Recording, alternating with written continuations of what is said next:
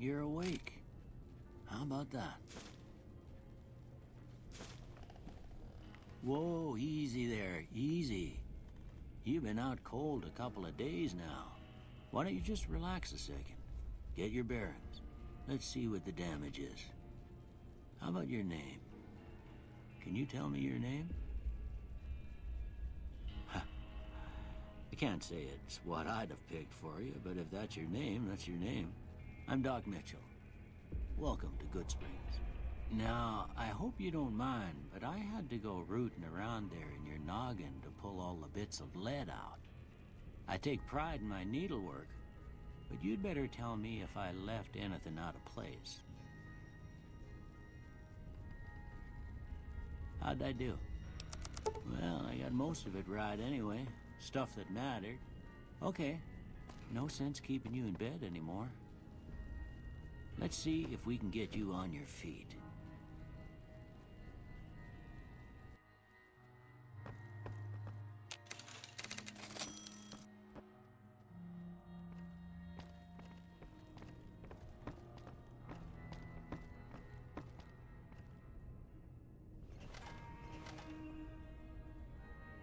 All right.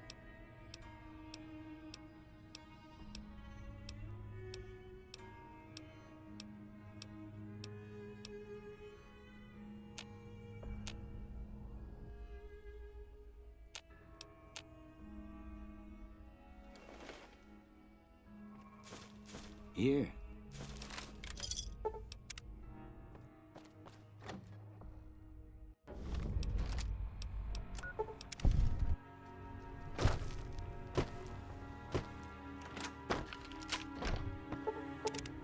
You must be the one Doc Mitchell.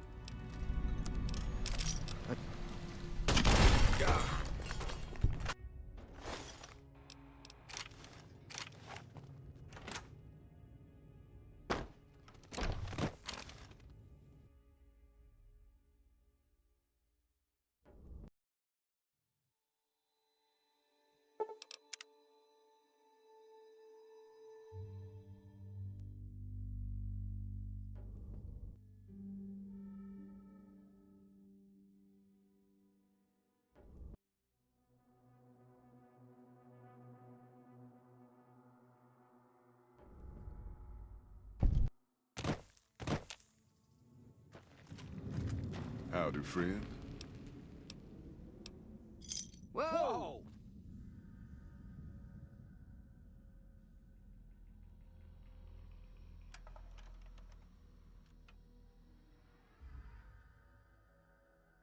The paths we're following are slow going, so you might as well keep your ears open and listen to what old Jed has to say.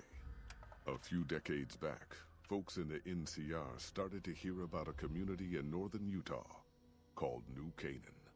Didn't know much about them, except that they were religious folks, sent out missionaries to talk to the tribes. We've seen our share of cults, but the New Canaanites, they were honest traders.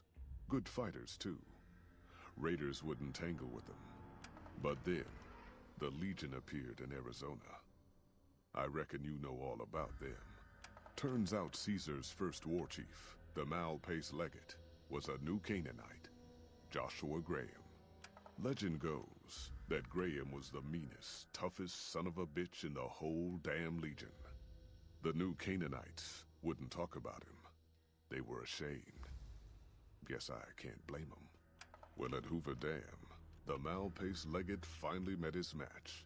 Hanlon and Oliver kicked his New Canaanite butt right back over the river. Caesar had to make an example for the others, to show them that even at the highest level, failure wouldn't be tolerated.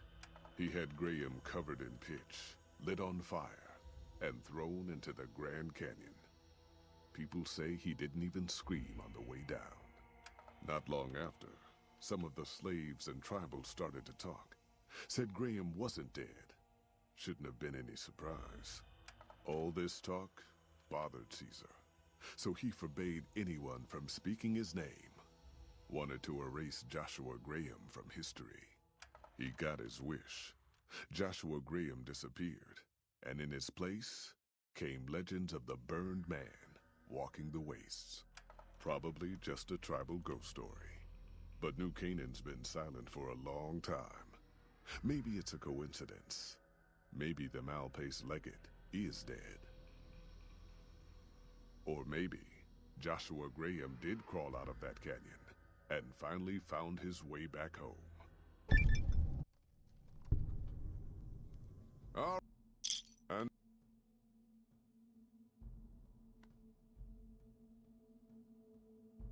Sorry to bother you with reality, old...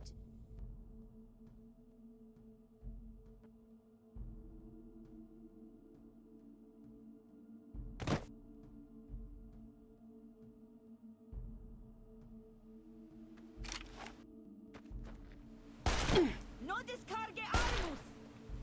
Ayúdame! Sí.